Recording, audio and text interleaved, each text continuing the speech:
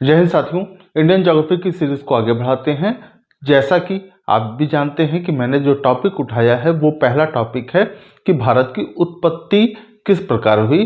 तो पिछली क्लास में हम लोगों ने चर्चा करी कि हमारे विश्व में कौन कौन से महाद्वीप थे। तो हम लोगों ने ये जाना कि 12 अक्टूबर 1492 से पहले पूरे विश्व में लोगों को सिर्फ 3 महाद्वीपों की जानकारी थी।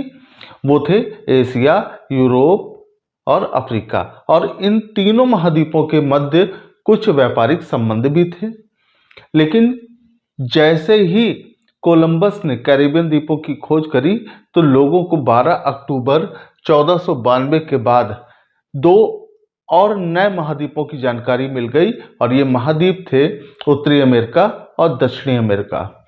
इसके बाद से एक आधुनिक विश्व में एक नया नक्शा आया, और वो मैप यानी नक्शा किसने बनाया? अब्राहम ओटिलस ने, जो एक डच नागरिक था।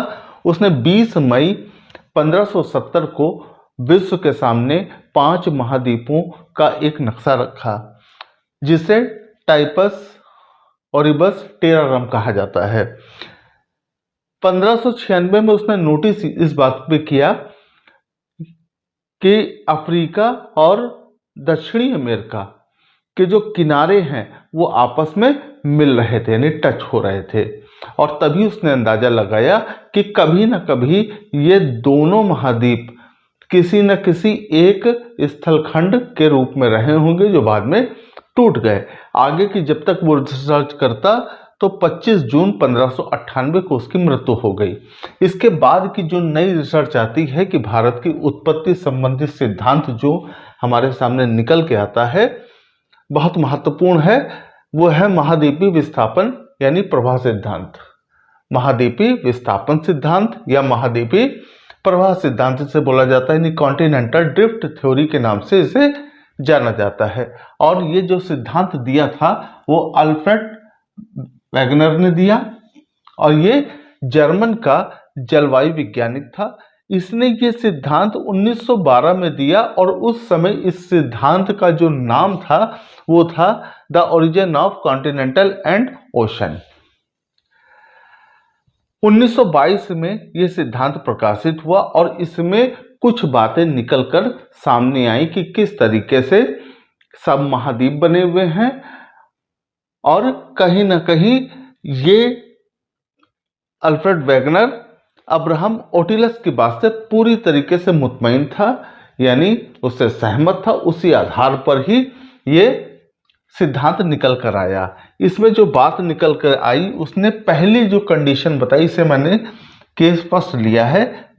ये कार्बोनिफेरस युग में इसने बताया, केस फर्स्ट कार्बोनिफेरस युग में उसने बताया कि पूरी पृथ्वी के जो स्थलखंड थे, पूरी पृथ्वी के जो स्थलखंड थे वो एक खंड के रूप में था। यानी जितने भी महाद्वीप जो आज हम देखते हैं वो पहले एक ही स्थलखंड के रूप में रहे होंगे, और इसके चारों तरफ पानी भरा हुआ था।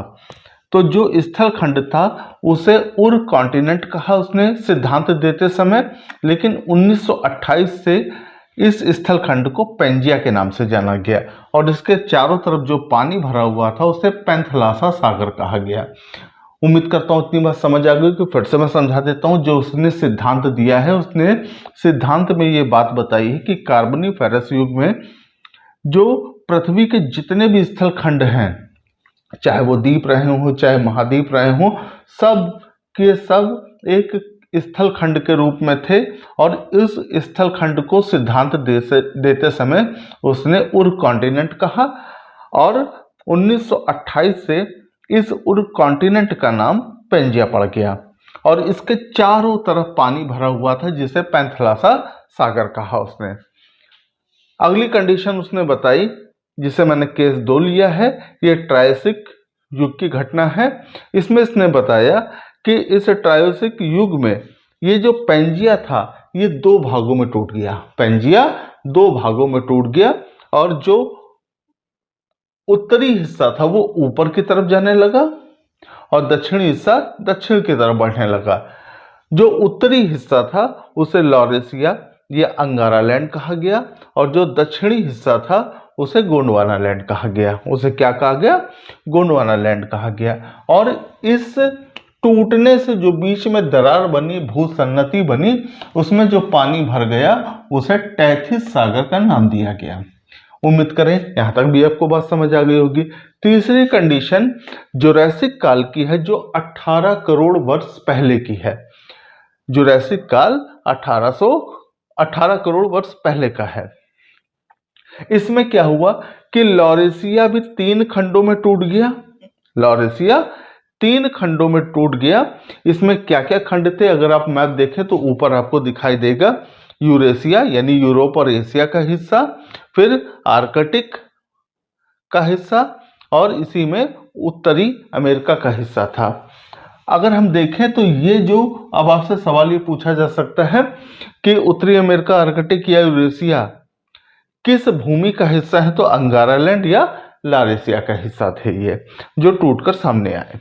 अगली बात, जो दक्षिणी हिस्सा था वो 4 पार्टों में टूट गया, जिसे हम गोंडवाना लैंड बोल रहे हैं। ये गोंडवाना लैंड 4 हिस्सों में टूटा। इसमें क्या क्या था, क्या क्या बना इससे?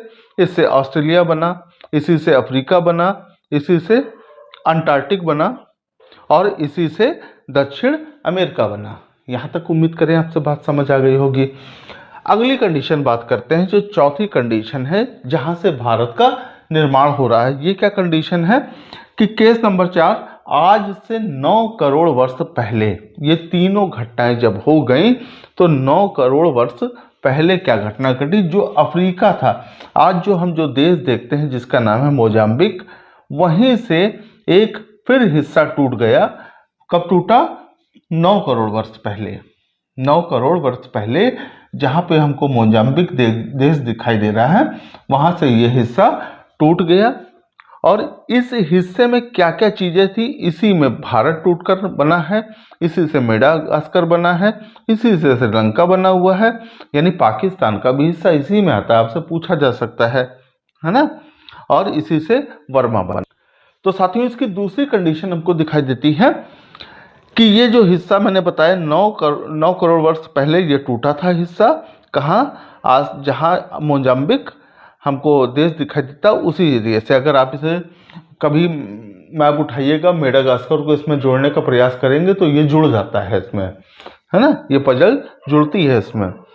अब मैंने क्या बताया आपको कि इस हिस्से से फिर एक खंड टूटा, जिसे मेडागास्कर का नाम दिया गया, जिसे मेडागास्कर का नाम दिया जाता है। और इस मेडागास्कर से 8.8 करोड़ वर्ष पहले भारत टूट गया, और 20 सेंटीमीटर प्रति वर्ष की रफ्तार से ये ऊपर की तरफ बढ़ना चालू हो गया। और 4 करोड़ वर्ष पहले ये चलता हुआ यूरेशिया प्लेट से टकरा गया, यानी इसे हम भारतीय प्लेट के नाम से जानते हैं। ये जो हिस्सा चल रहा है, ये प्रायद्वीपीय भारत वाला, जिसे हम प्रायद्वीपीय भारत बोलते हैं, ये क्या हुआ साथियों? जाके यूरेशिया प्लेट से टकरा गया, और टकराने की वजह से इसमें वलन पड़ा, और वलन की वजह से हिमालय पर्वत का निर्माण हुआ। यहाँ तक उम्मीद करें आपको समझ आ गई होगी। अब यहाँ पर कुछ बातें ध्यान देने योग्य हैं। अब आप कहेंगे कि ये हम कैसे माने कि भारत से, जो भारत है ये अफ्रीका का ही हिस्सा रहा होगा, अफ्रीका का मतलब गोंडवाना लैंड का ही हिस्सा रहा होगा। तो आपने गौर किया होगा या आपने पढ़ा भी होगा, मैं ये मानता हूँ कि आपने पढ़ा ही होगा, कि गुजरात में एक गिर राष्ट्रीय उद्यान पाया जाता है। गिर राष्ट्रीय उद्यान में गिर शेर मिलता है। गिर शेर आप जानते हैं, जिसके आयाल होते हैं, यानी बाल होते हैं गर्दन में। ये असल में ये जो सिंह है यानी गिर है, ये यहाँ का नहीं है। ये कहाँ का है? इसका जन्मस्थली कहाँ की मानी जाती है? अफ्रीका का। इसका मतलब हुआ कि जब ये हिस्सा टूटा होगा तो जो शेर यहाँ रहे होंगे वो बहते हुए यहाँ चले गए होंगे।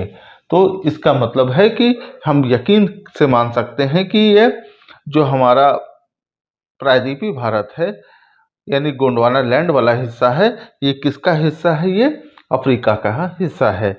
और मैंने क्या बताया कि ये जो 20 सेंटीमीटर प्रतिवर्ष की रफ्तार से जब ये बढ़ रहा था, तो ये जाके किससे टकरा गया? एक भूखंड से टकराया, जिसे यूरेशिया के नाम से जानते हैं, उससे टकरा गया।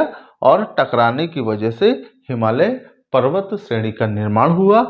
और आज भी साथियों ये 3 सेंटीमीटर प्रतिवर्ष की रफ्तार से हमारा भारत उत्तर पूर्व दिशा की तरफ खिसक रहा है, यानी बढ़ रहा है। और ये जो टकराव की स्थिति है ये अभी तक बनी हुई है, जिसकी वजह से ये माना जाता है कि हिमालय पर्वत की ऊंचाई प्रतिवर्ष 1 सेंटीमीटर ऊंची हो रही है। यहाँ तक मैं उम्मीद करता हूँ आपको बात समझ आ गई होगी कि भारत की उत्पत्ति कैसे हुई। आपने पैंजिया द्वीप, लॉरेशिया द्वीप, और क्या हमने पढ़ा, महाद्वीपीय विस्थापन का सिद्धांत पढ़ा, जो किसने दिया है, अल्बर्ट वैगनर ने दिया है। बहुत सारे प्रश्न हमसे पूछे जा सकते हैं, परीक्षाओं में पूछे जा सकते हैं। जल्दी से आप इसका स्क्रीनशॉट ले लीजिएगा, नोट्स बनाते हुए चलें। जो भी आपके प्रैक्टिस पेपर हैं जो मैं आपको करा रहा हूं उसको करते हुए चलें। और कोई भी समस्या आती है तो कमेंट बॉक्स में आप कमेंट करें, उसका उत्तर आपको मिल जाएगा। और फिर मिलते हैं एक बेहतरीन क्लास के साथ।